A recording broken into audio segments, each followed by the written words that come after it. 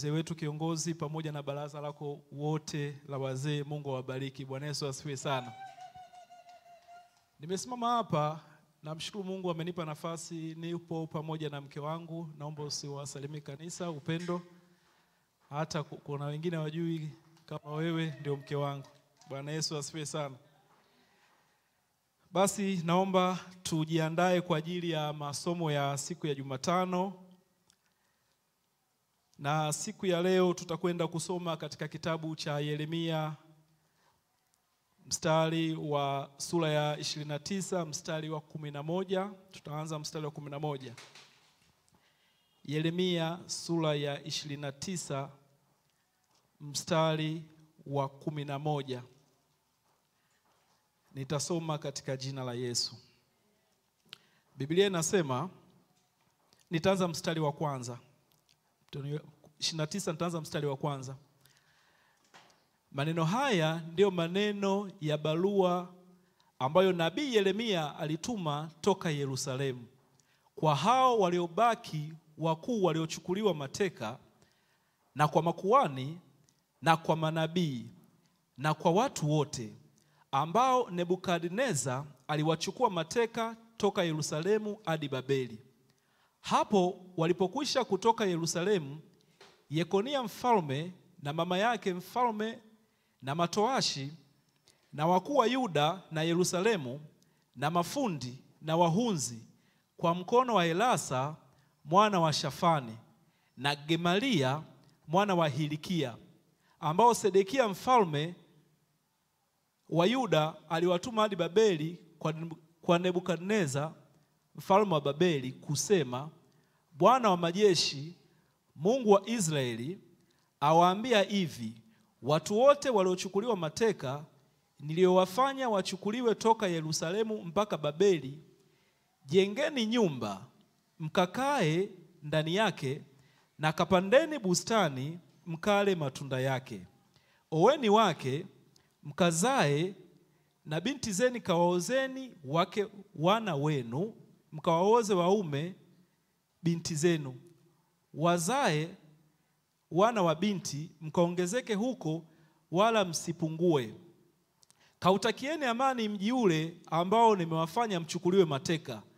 Mkauombee kwa Bwana, kwa maana Bwana wa majeshi, Mungu wa Israeli asema hivi, manabii walio kati yenu na wabashiri wenu wasiwadanganye ninyi, wala msisikilize ndoto zenu mnazootesha.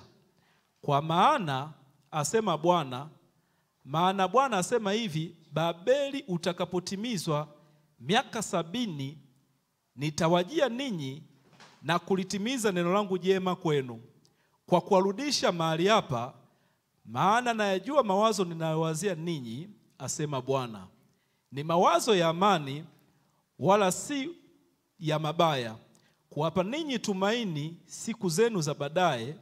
Nanyi mtaniita, mtakwenda na kuniomba, nami nitawasikiliza.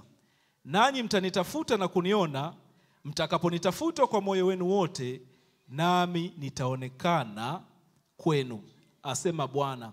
Nami nitawarudishia watu wenu waliofungwa, nami nitawakusanya ninyi nikiwatoa katika mataifa yote na katika mahali pote nilikuwafukuza, asema Bwana.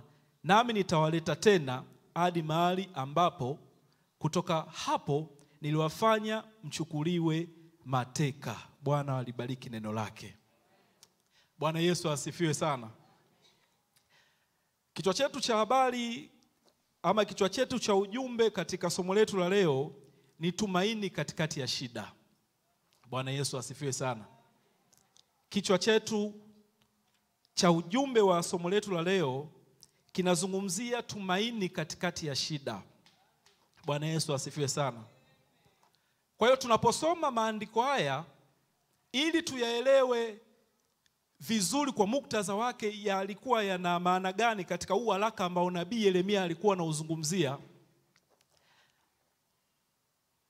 ukiangalia kwa muktadha wa sura za nyuma kidogo, ukianza katika sura ya 25 katika hiki kitabu cha nabii Yeremia, unaweza ukaona nabii Yeremia anapewa utabiri, anapewa unabii juu ya taifa la Yuda. Anapewa unabii juu ya taifa la Yuda kwamba Mungu anawaambia taifa la Yuda wachukue tahadhari au watubu kwa sababu ya dhambi ambayo wametenda katika taifa lao. Bwana Yesu asifiwe sana.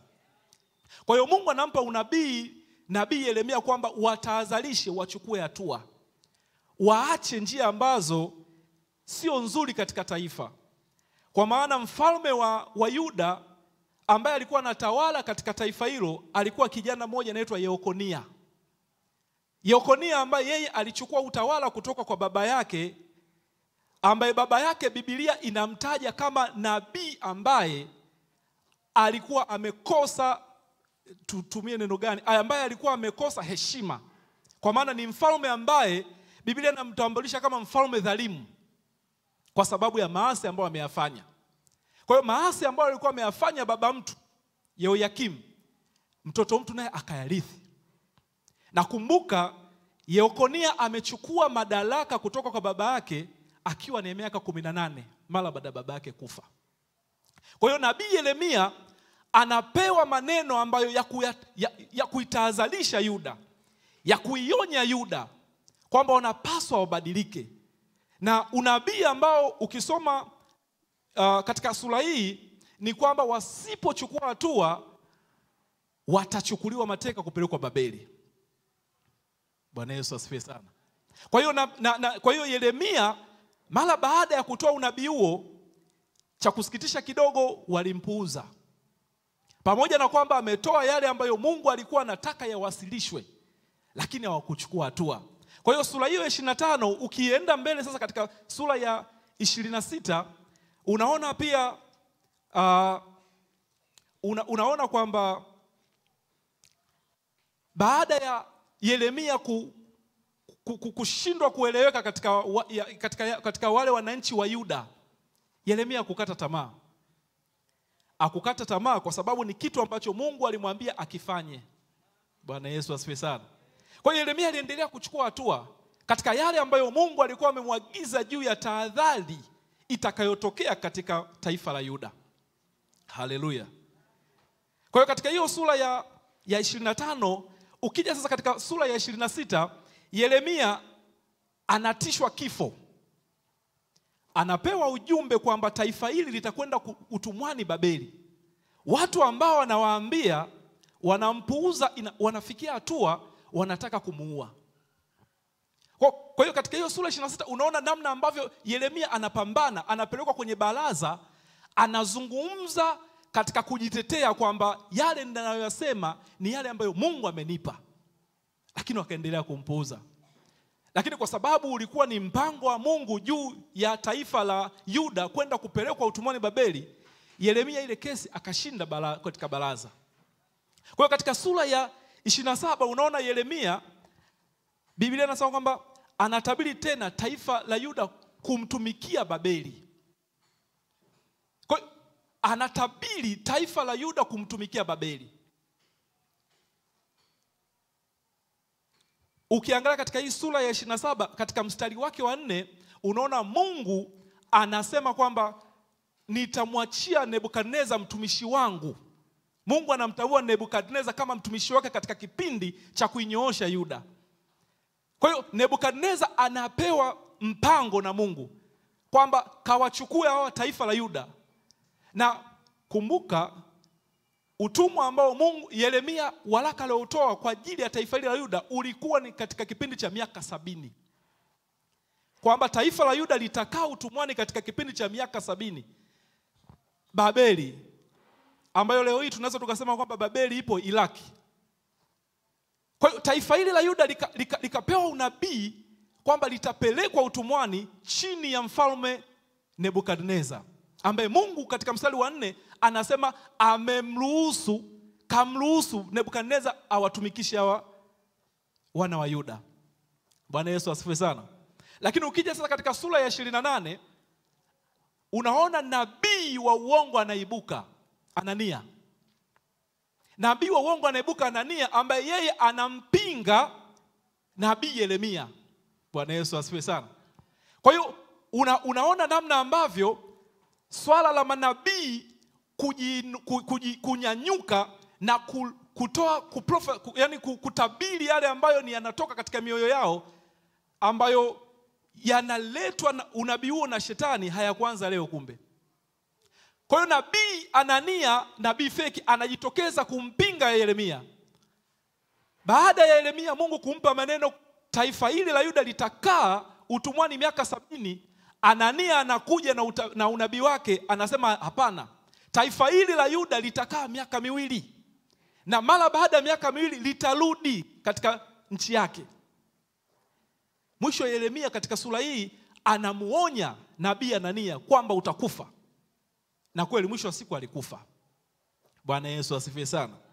Kwa hiyo sasa ukija katika sura ya 29 ambayo ndio msingi wa somo letu wa leo, unaona sasa nabii Yeremia anaandika waraka mara baada ya taifa la Yuda kuchukuliwa kupelekwa utumwani Babeli. Nabii Yeremia ambaye yeye alibaki Yerusalemu akaandika waraka kwa wale ambao walipelekwa kule uhamishoni Babeli. Ndio anawaandikia sasa. Hii ndio sura unaweza ukaisoma kuanzia mstari wa 1 mpaka hapa nilipoishia, ukapata muktadha mzuri wa nini kilichokuwa kimetokea katika sura hii. Bwana Yesu asifiwe sana. Kwa hiyo taifa hili la Yuda, kwa nini lilipelekwa Babeli? Biblia inasema kwamba taifa hili la Yuda lilikuwa linafanya vitu ambavyo ni vya hovyo, vitu ambavyo vilikuwa sio heshima katika kama wateule ambao walikuwa Mungu amewaweka katika eneo lile la Yuda.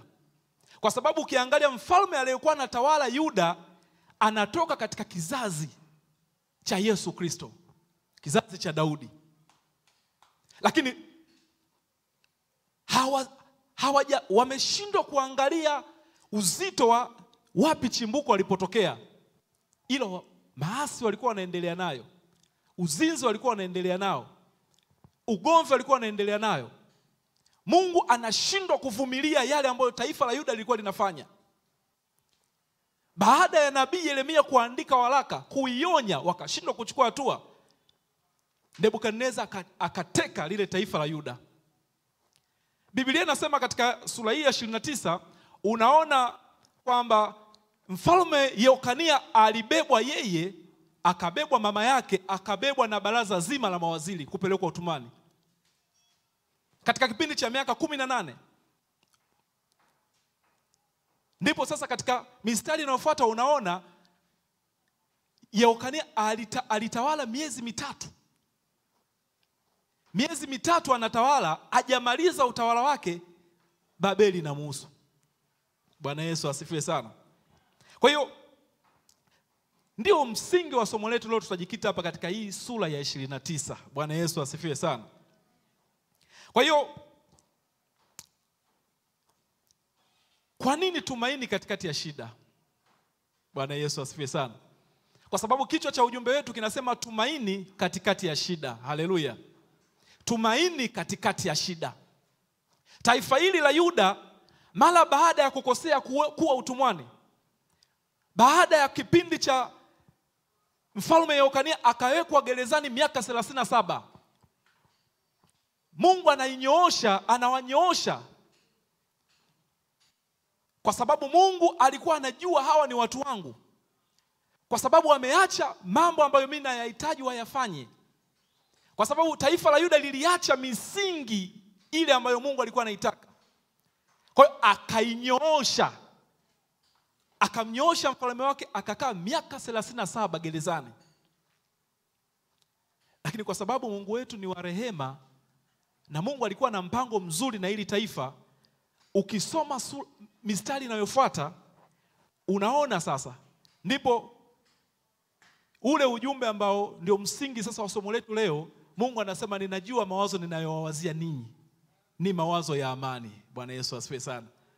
Kwamba katika mazingira ambayo tunapitia, pamoja na kwamba kuna muda tunashindwa kufika kipimo ambacho yamkini kinatakiwa kiwe setup, lakini bado Mungu anatupenda.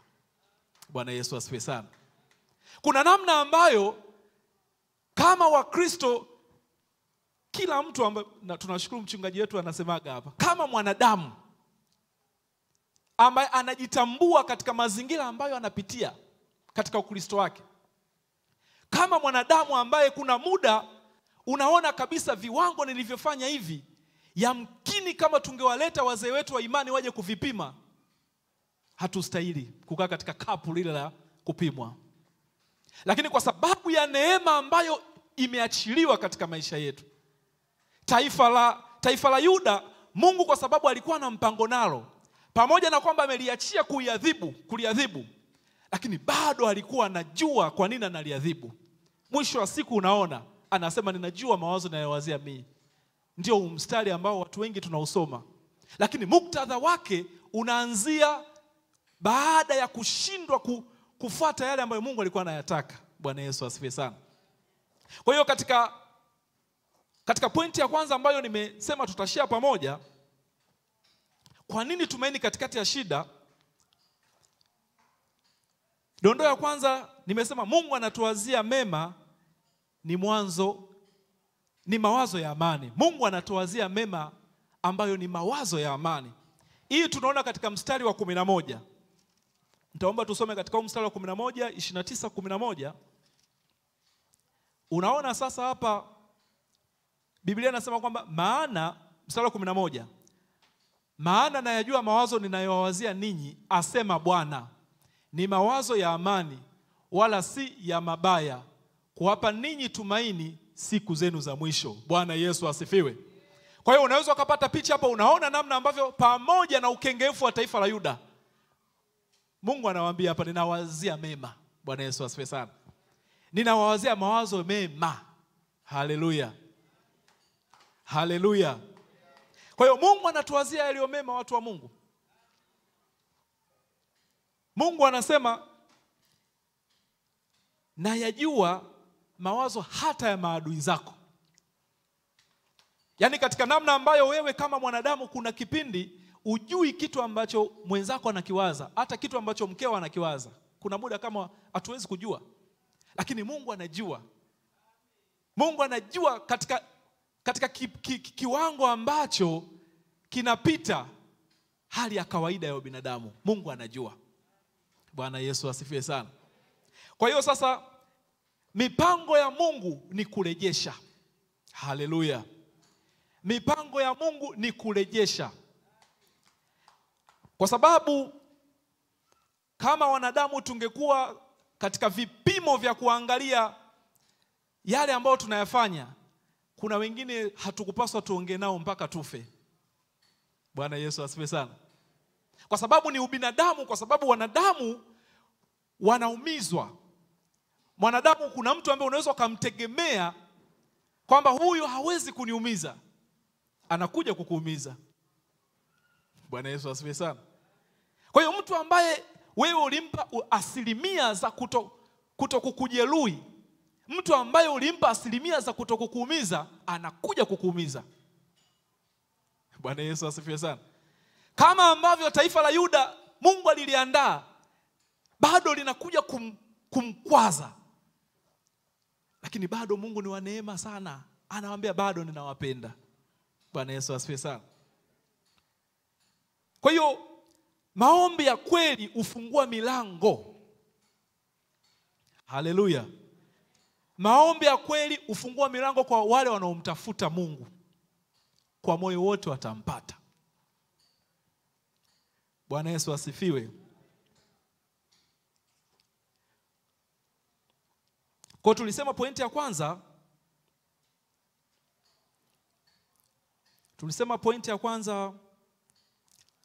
kwa nini tumaini katikati ya shida? Ni kwa sababu Mungu anatuwazia mema. Amesema anayajua mawazo yetu. Lakini pointi ya pili, nini maana ya neno amani? Labda tupate ufafanuzi wa hili neno kwanza kabla ya kwenda katika pointi ya pili. Nini maana ya neno ya amani? Amani ni neno ambalo Kiebrania lina maana shalom. Inamaanisha shalom, afya, uzima, uhai. Kwa hiyo watu wengi huwa tunasalimianaga shalom shalom. Lakini msingi wa shalom imetokana na Kiebrania. Wale watu ambao walikuwa na salimiana shalom. Yaani maana yake amani ya Bwana iwe nawe. Amani ya Bwana iwe nawe. Kwa hiyo amani ambayo tunaiona hapa ni kurudishiwa. Bwana Yesu asifiwe. Kurudishiwa hali nzuri ambayo yamkini imetupotea katika maisha yetu. Kurudishiwa yale ambayo ni stahili ambayo Mungu ametuandikia katika maisha yetu, lakini shetani akataka kuyakwapua. Bwana Yesu asifiwe sana. Mpango wa Mungu, watu wa Mungu, sio kuangamiza. Mungu ametoa neema ya kurejesha watu wake. Ametoa neema ya kuwakusanya watu wake. Huo ndio mpango wa Mungu. Bwana Yesu asifiwe sana. Ninakumbuka, niwape kisa kimoja kilinitokea wakati niko kijana mdogo sana. Actually nilikuwa mtoto, sio kijana. Nakumbuka mvua ilikuwa inanyesha sana. Sasa sio watoto wa siku hizi ambao mvua ikinyesha wajua hata mvua ni nini. Wana miamvuli. Sisi hatukuwa na miamvuli. Kwa mvua ilikuwa inanyesha sana. Naishi Keko Machungwa hapo. Sasa mzee akatoa taarifa kwamba nisione mtu anacheza nje. Anasema nisione mtu anacheza nje, mimi nikaenda kucheza nje kwenye mvua. Nacheza nimejisahau. Sasa tumekusanyana mtaani, tunateleza kwenye utelezi. Tuna enjoy. Hakukuwa na kama kipindi cha sasa hivi ile unapanda juu una slide. Hakukuwepo hiyo michezo. Kwa hiyo tulikuwa tunapita katika yale matope, tuna enjoy na maisha yetu ya utoto. Sasa kumbe mzee alikuwa ameshaniona kwamba nimechomoka katika nyumba yake. Mzee kaenda katafuta mkwaju uko wapi, kauweka vizuri, akaanza kuniwinda. Sina habari, niko na slide na safi kabisa. Sasa nakuja kushtuka mzee huyu hapa. Mimi nikampiga chenga nikamwacha chini. Mzee akateleza bwana. Mzee Mwasiwelwa. Sasa alivyoteleza, mimi nikamwaga moto. Sasa wenzangu wakanisifu, "Ese uko vizuri." Na nikasema kweli bwana, niko vizuri. Sasa kasheshe, giza linaanza kuingia. Natakiwa nirudi wapi? Nyumbani. Giza linaingia, wale ambao walikuwa wananisifu ese uko vizuri, nikaona kila mmoja anachoropoka naenda kwao. Kutaaruki, najikuta niko peke yangu. 1:00 usiku. Mbona nilikuwa naonekana niko na timu ya wakutosha? Wenzangu wako wapi?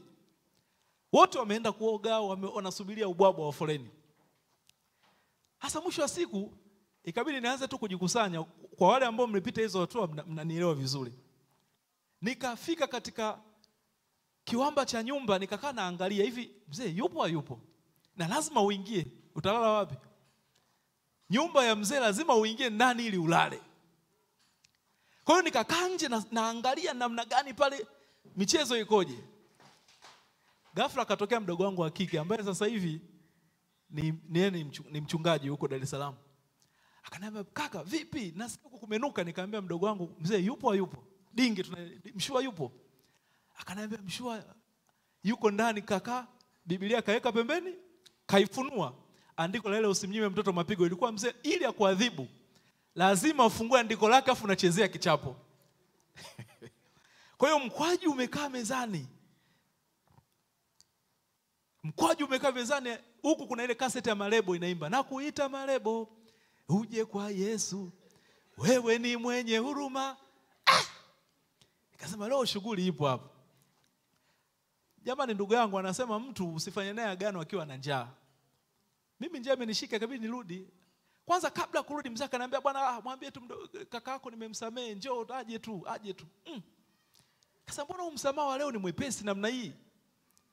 Lakini huyu naye huyu mdogo wangu dadangu akanichunza. Akaniambia, "Kaka, kwa ninavyomuona mzee yuko busy ananena na ile Malebo. Kwa hiyo wewe pita tu, shakaoge kasebreni." Nikasema eti nikaingizwa kingi bwana. Mimi nikapita, kupita mzee kaniacha, akajifanya kasinzia huko anasikiza kaseti yake. Sasa baadaye natoka nimeoga perfect. Kutoka uweze. Ikabidi nije tu sebuleni. Yule mzee alikuwa ni mchungaji. Ilikuwa ili ya kuadhibu. Unafunguliwa maandiko si chini ya 6. Kwa sasa pale nikachezea kichapo cha mikwaju. Chezea kweli kweli. Na maandiko unatakiwa wewe ndio uyasome, sio yeye ayasome. Yaani wewe soma hapo. Kwa hiyo unasoma, unajua sasa baada ya kusoma kinakuja kipondo. Kwa hiyo unajifanya giza, yani uoni, unaipikicha macho. Lakini mwisho wa siku nilichezea kichapo. Bwana Yesu asifiwe sana. Kwa hiyo unaweza ukaona huyo ni mwanadamu ambaye anaweza anasema akakusamee, lakini bado kichapo unachezea. Sasa Mungu wetu ambaye alilirehemu taifa la Israeli, taifa la Yuda, kwamba pamoja na ubovu ambao mmenifanyia, pamoja na mazingira ambayo mmeyafanya kukataa sauti yangu, mwisho wa siku anawaambia bado ninawahitaji. Bwana Yesu asifiwe sana. Bado ninawahitaji. Haleluya. Kwa hiyo pointi ya pili, Mungu yupo, tukimuita anatusikiliza. Bwana Yesu asifiwe. Mungu yupo, tukimuita anatusikiliza. Hii tunasoma katika mstari wa 12 katika hiyo Yeremia 29.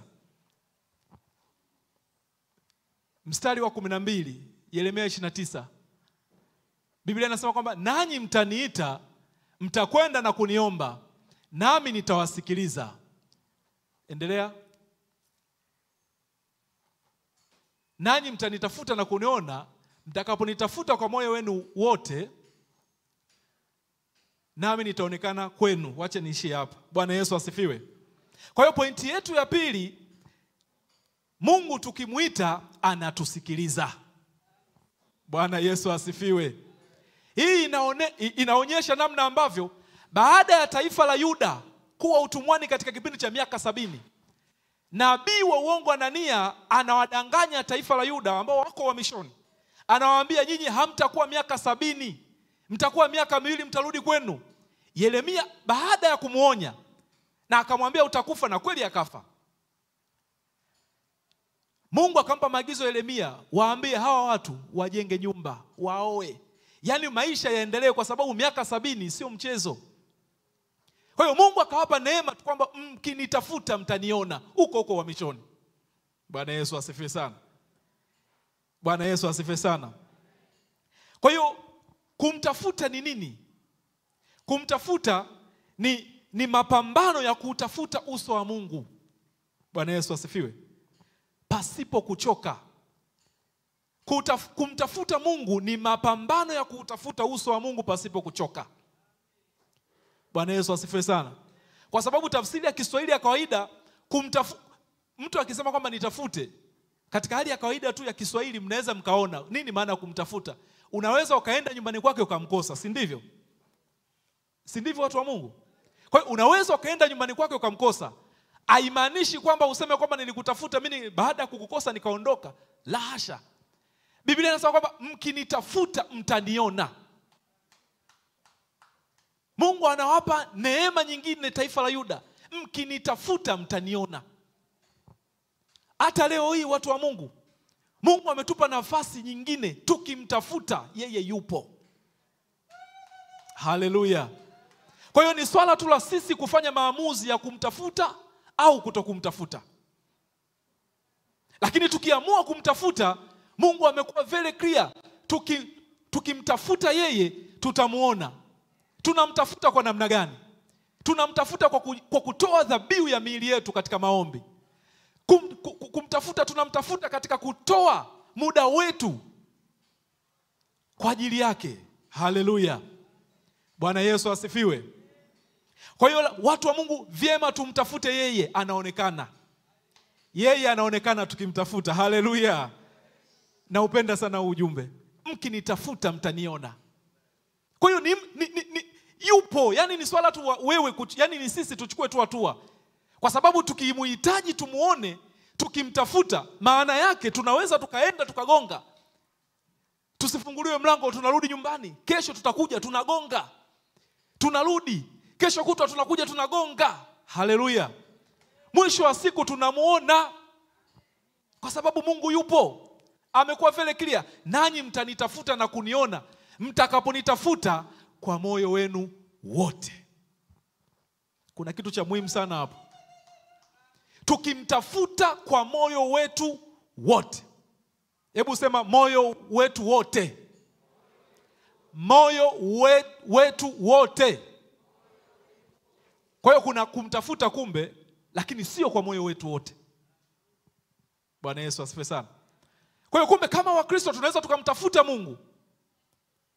Kama Wakristo tunaweza tukasema kwamba tunatoa muda wetu kwa ajili yake. Lakini swali litakuja, tunamtafuta kwa moyo wetu wote? Ni kitu cha muhimu sana hii, watu wa Mungu. Kitu cha muhimu kweli kweli. Lazima tumtafute Mungu kwa moyo wetu wote. Haleluya. Bwana Yesu asifiwe. Sasa pointi ya 3, Mungu ahadi ya uwepo wa kumuona Mungu. Yaani Mungu ametoa ahadi ya kumuona yeye. Au unaweza kuandika kwamba ahadi ya uwepo wa kumuona Mungu. Mungu ametoa ahadi ya kumuona yeye. Ndio hii nikaifupisha, ahadi ya uwepo wa kumuona Mungu. Inapatikana katika mstari wa 13, Yeremia 29. Nifungulie hapo mtu wa Mungu. Mstari wa 13. Ndio, nanyi mtanitafuta na kuniona mtakaponitafuta kwa moyo wenu wote. Endelea. Nami nitaonekana kwenu, asema Bwana. Nami nitawarudisha watu wenu waliofungwa. Naomba tusome vizuri hapo. Nami nitawarudisha watu wenu waliofungwa, nami nitawakusanya ninyi, nikiwatoa katika mataifa yote na katika mahali pote nilikowafukuza, asema Bwana.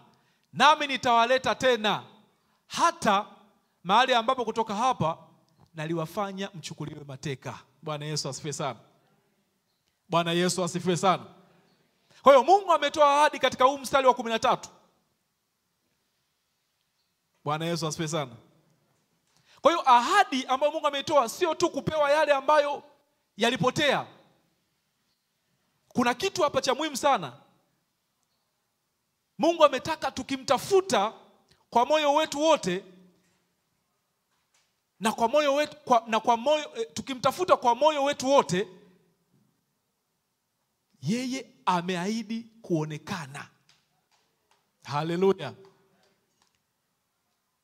Kwa hiyo katika namna ambayo kama Wakristo tunapitia katika mazingira tofauti, kuna muda una ubinadamu ule wa kawaida, una uzito hata wa maombi, una uzito hata wa kufunga. Yaani tunatangaziwa tufunge, lakini unajikuta tuufungi. Tena unajikuta baada ya kunywa chai unajikuta kama kumbe leo tulitangaziwa tufunge. Tunaambiwa 1, 2, 3. Unashangaa kuna vitu vinatokea tunasahau. Mungu atusaidie sana. Bwana Yesu asifiwe sana. Nini ambacho tunajifunza katika hii mistari ambayo tumeisoma? Mungu ni mwaminifu hata tukiwa kwenye shida. Bwana Yesu asifiwe sana. Yaani bado Mungu yeye ni mwaminifu hata tukiwa kwenye shida. Bwana Yesu asifiwe.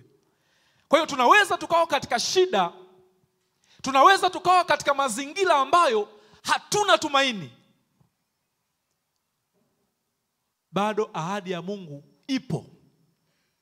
Bwana Yesu asifiwe sana. Mungu ameahidi kuwarejesha wale mateka ambao walipelekwa Babeli. Mungu anatoa ahadi yake katika namna ambayo yote waliokuwa michakato yote waliopitia, lakini bado Mungu anazungumza nao kupitia nabii Yeremia. Nami nitawarejesha mateka waliochukuliwa mateka. Naupenda sana ujumbe. Kuna namna ambayo kama Mkristo kuna kipindi unapitia kuna namna ambayo unahisi vitu ambavyo Mungu alikuwa amekuwekea vinapotea. Kuna mazingira ambayo unaona kama unacheleweshwa baraka zako kuzipokea. Kuna kipindi unajiona kwamba yale ambayo Mungu ameniahidi mbona kama yanakawia. Yale ambayo Mungu ameniandikia mbona kama hayatokei. Naomba nikutie moyo jioni ya leo. Kama ambavyo wana wa Israeli katika miaka 70 ya kukaa utumwani kwenye mateso, katika miaka 70 ya kukaa utumwani, mfalme wao, yani watu wapo utumwani, mfalme wao yupo gerezani miaka 37, Yekonia. Mungu anamtuma Yeremia. Hawa watu mimi nawajua, ninayowazia sio kitu chepesi, watu wa Mungu. Yani katika lugha nyingine unaweza kuona kwamba unapitia shida fulani, mazingira ambayo unaona kwamba sasa ndio muda, katika akili yako ya kawaida ndio muda wa Mungu kuchukua hatua. Unaona Mungu yuko kimya.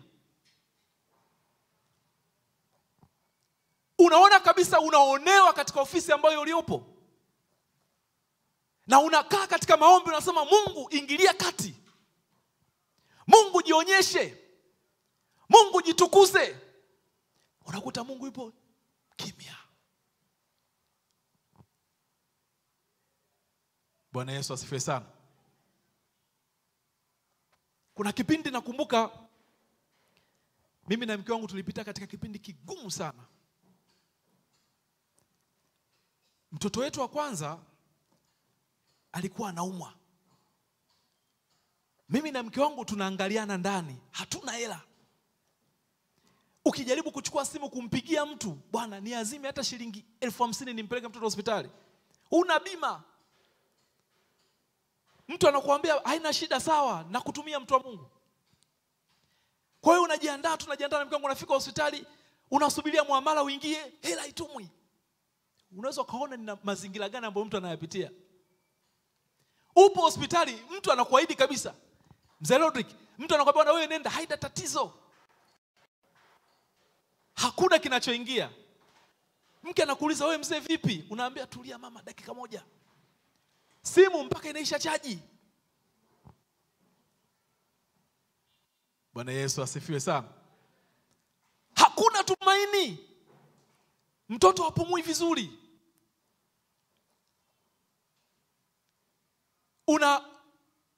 Unajua labda tuongee kibinadamu, unaweza unafanya jambo, unapitia jambo fulani, unasema kwamba kwa sababu ndugu yangu mama mchungaji najua mzigo anao atanitumia tu, au hili nikimwambia natoboa.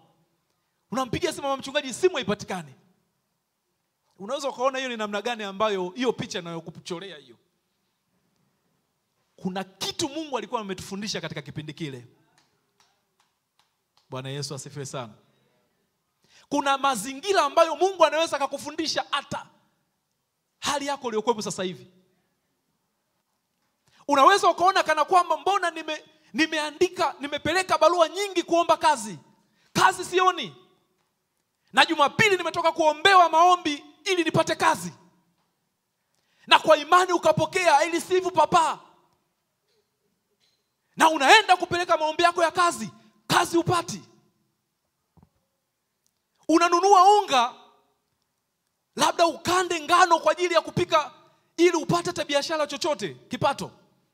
Unakanda, mzigo unabaki. Sambusa zinabaki. Sijui kama kuna watu wananielewa jioni ya leo. Yaani unapitia katika kibano ambacho kila unachokigusa unaona Mungu hayupo. Kila unachokifanya unaona Mungu ameenda wapi? Mara baada ya daktari ananiambia, hapa ili tumtibie mtoto wako, anzia pale dirishani. Unaelewa maana yake hiyo? Yaani ili tuwe na story hapa kuhusu unaumwa nini, anzia pale dirishani.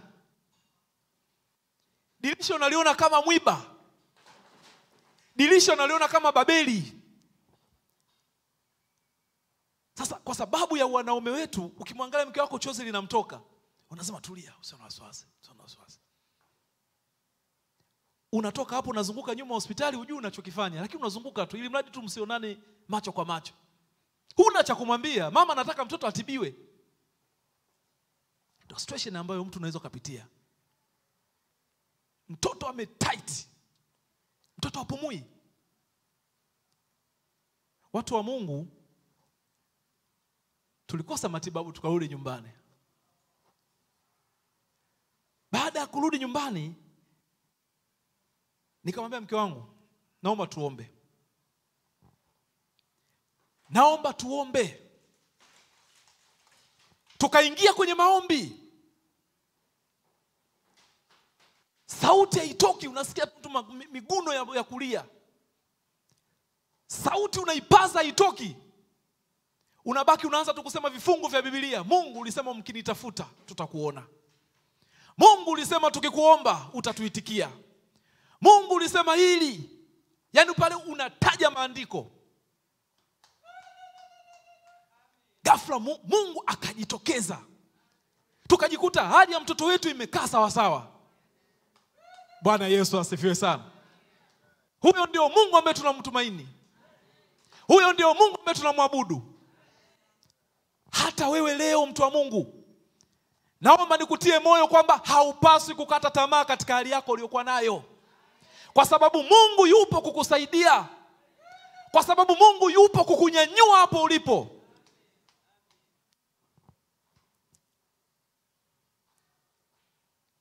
Wakati namchumbia mke wangu, nilikuwa nina kazi yangu, nimeajiriwa. Tumeingia kwenye ndoa, tuko honeymoon, napokea taarifa, bwana kuanzia leo kazi, kuanzia Jumatatu kazi hamna. Ndugu yangu niliruka kitandani. Honeymoon ilikatika. Honeymoon wapendwa ilikwisha. Alafu nahisi ule ujumbe ningeupokea mzee Rodrick kabla sijaoa, labda nisingeoa. Mimi yani kabisa. Kwa sababu unajua ingie kilini, hivi unaoaje una kazi? Aingie kilini. Nakwambia mzee Rodrick ananielewa, hata mama ananielewa. Eti dokta, utasubutu? Subutu. Unaingia kwenye yani unaingia kwenye maandalizi safi tu. Tena bosi anakuchengea na mchango. Ila wanadamu aisee. Aisee. Ndio maana Biblia ikasema kwamba ukimtumaini mwanadamu kunaleta mitego. Kwa kweli ni shida. Bosi ananichangia, hebu niambie 308,000. Bosi anatoa hiyo hela. Tena anatoa vizuri tu, anakupa mipango, kumbe anasema na huyu akishaoa na huyu nitashinda kumtumia huyu. Niko honeymoon siku ya kwanza ya pili, wiki nzima. Sasa najua nikitoka hapa baada ya muda fulani narudi kazini, safi. Unapata message, halo mtu wa Mungu. Tena message nzuri, halo mtu wa Mungu. Natumaini una enjoy ndoa yako. Ile mzee bwana ise. Nililuka kitandani watu wa Mungu pale. Nikamwambia hebu nisubiri kwanza. Wewe baba vipi? Tumeambiwa tuzime simu, baki kipindi kile unajua kina mzee Rodrick kabla hujaoa unakaa wanakutengeneza kwanza. Kijana ukitaka 1, 2, 3. Kuna mzee wetu sasa amefariki juzi anaitwa mzee Michael Shayo pale Ilala Kimara TG. Amefariki juzi. Alikaa na mimi wiki moja. Kijana hiki. Anakuja nyumbani kwako anakutembelea. Una godoro, unaambia baba ninalo. Anaingia chumbani, anaangalia godoro, hili la nchi ngapi? Haya, una sufuria, una baba ninalo. Leta ilikuwa ni heka. Kijana nikapambana nikaweka vitu ndani. Halafu leo naambia napata message yetu kwamba kuanzia leo ajira inakoma. Watu wa Mungu niliruka, yani muniko kweli ilikuwa ni nzito. Nini ninamaanisha hapa? Kuna muda kama wanadamu unaweza ukatumaini kile ambacho unacho kwa muda huo.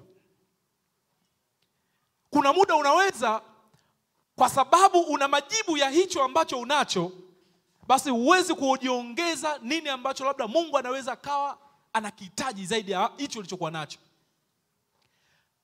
Mungu alinifundisha kitu kikubwa sana, kumtumaini yeye. Kwa tuko honeymoon, tukaanza maombi na mke wangu. Nikaanza kumwambia mke wangu tuombe. Tukaomba. Watu wanajua sisi tuna enjoy. Ila tulienjoy pia. Sio kama tukuenjoy machungaji. Tulienjoy. Lakini ilikuwa ni taarifa ilikuwa ni mbaya. Bwana Yesu asifiwe sana.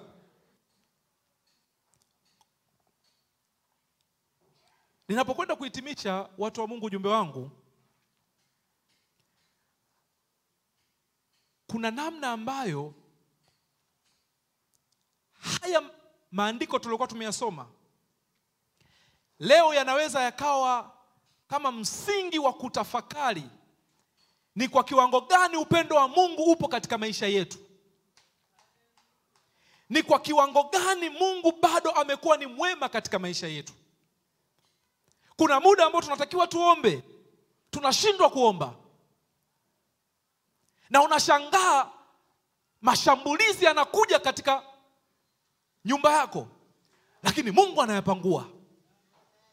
Bwana Yesu asifiwe sana. Siku moja nimelala na mke wangu, kikatumwa kitu. Bomu limekuja. Sasa mke wangu anashangaa mimi naomba, ninachokiomba akisikiki. Lakini nahangaika katika sauti, yani mimi naona ni kama naongea na mic hivi. Sasa anashangaa tu mke wangu mateke na huyu baba vipi? Nashangaa we.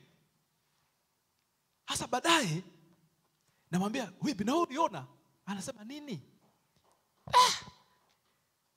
Kabla niende kuchukua maji ya kunywa nishushe.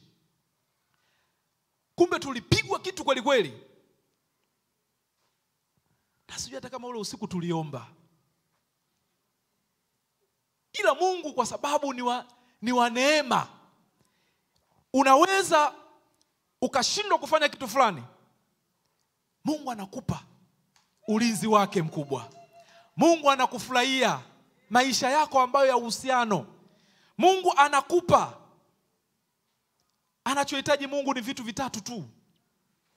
Tumtafute kwa moyo wetu wote.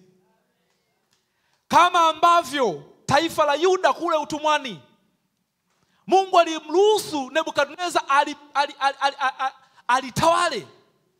Mungu alimruhusu Nebukadneza awafinye. Hivi vipi kama ukitafakari maandiko haya, kama Mungu asingemtumia Nebukadneza kulinyoosha taifa la Yuda? Maana yake dhambi waliokuwa naifanya taifa la Yuda kupitia mfalme wake Yehoyakini, ambayo alirithi kwa baba yake, maana yake ingeendelea kulitesa taifa la Yuda. Maana yake ingeendelea kulitawala taifa la Yuda. Kwa hiyo Mungu akaachilia makusudi. Kwa hiyo nikutie moyo jioni ya leo. Kuna muda unaweza ukaona, kwa nini hiki kinanipata? Kwa hiyo hata wakati unapopitia katika mazingira hasi, tambua kuna mwisho mzuri ukikaa sawa sawa. Bwana Yesu asifiwe. Kwamba hata unapokuwa katika mazingira ambayo unahisi Mungu hayupo, Mungu anachokitaka kutoka kwako, kaa sawa sawa. Amekuandalia. Kakuandalia. Amekuahidi.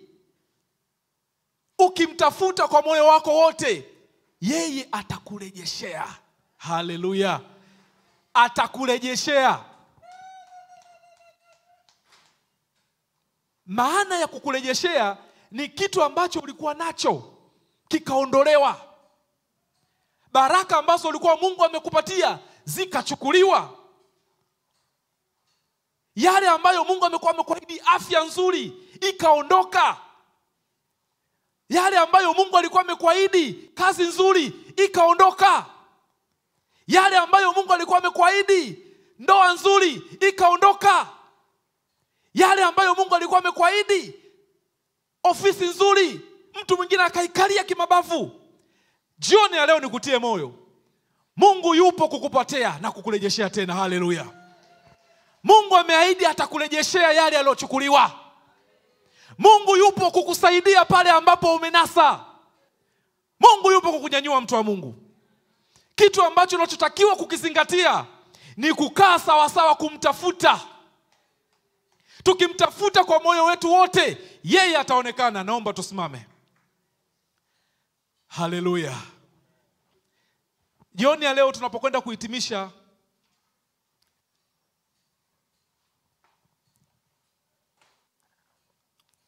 haya ambayo tumeyasoma katika Yeremia 29,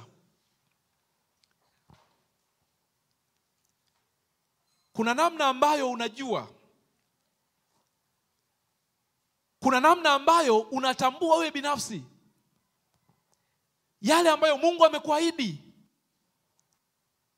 yale ambayo Mungu anayataka ustawi wa maisha yako, yale Mungu ambayo anayataka ustawi wa kazi yako, lakini shetani ameyachukua.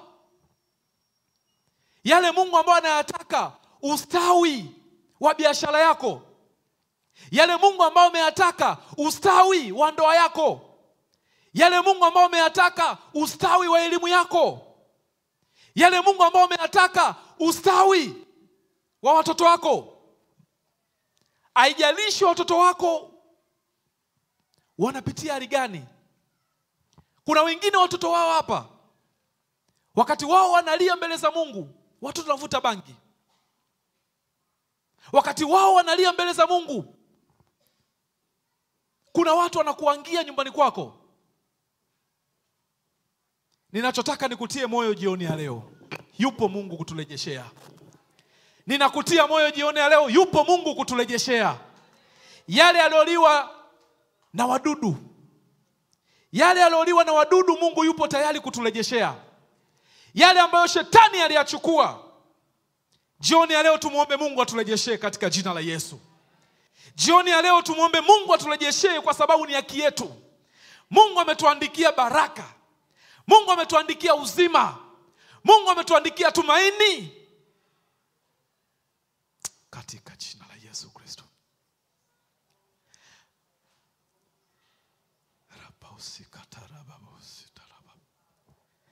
Fungua mdomo wako, ongea na Mungu. Ongea na Mungu wako.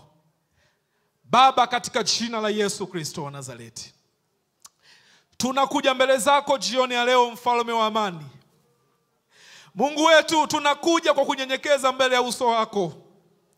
Ulisema katika Mambo ya Nyakati ya 7 mstari wa 14, ikiwa watu wako walioitwa kwa jina lako tukijinyenyekesha, tukiacha njia zetu mbaya, wewe utatusikia, mfalme wa amani. Baba, tunapaza sauti mbele yako mfalme. Tunaomba neema ya urejesho katika maisha yetu.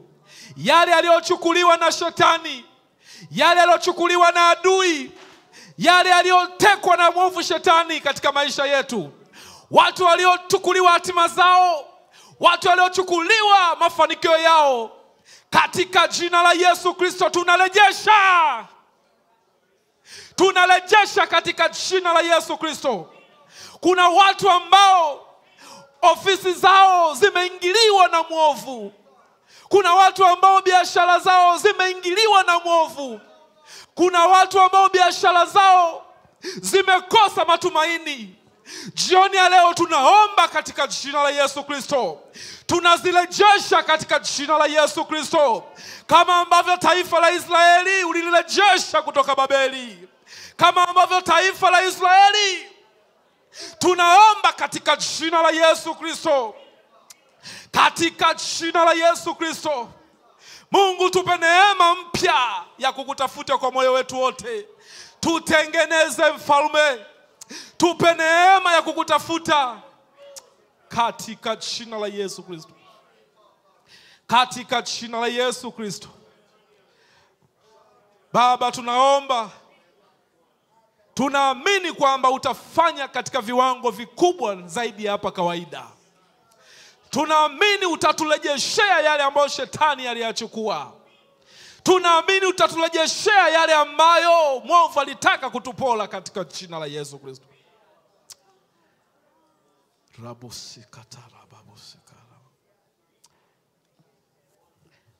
Kabla sijahitimisha ibada hii, naomba nimkaribishe kama kuna mtu anahitaji kumpokea Yesu, kwa sababu sehemu ambayo Mungu anaweza kukurejeshea ni pale ambapo unakuwa na upatanisho pamoja naye. Kwa hiyo pale ulipo, kama unahitaji kumpokea Kristo awe Bwana na Mwokozi wako, naomba njoo mbele, kimbia mbele tu ombe pamoja. Kama unahitaji kumpokea Yesu Kristo awe Bwana na Mwokozi wako, naomba njoo mbele tuombe pamoja. Kwa sababu Mungu ni uzima, Mungu ni pendo.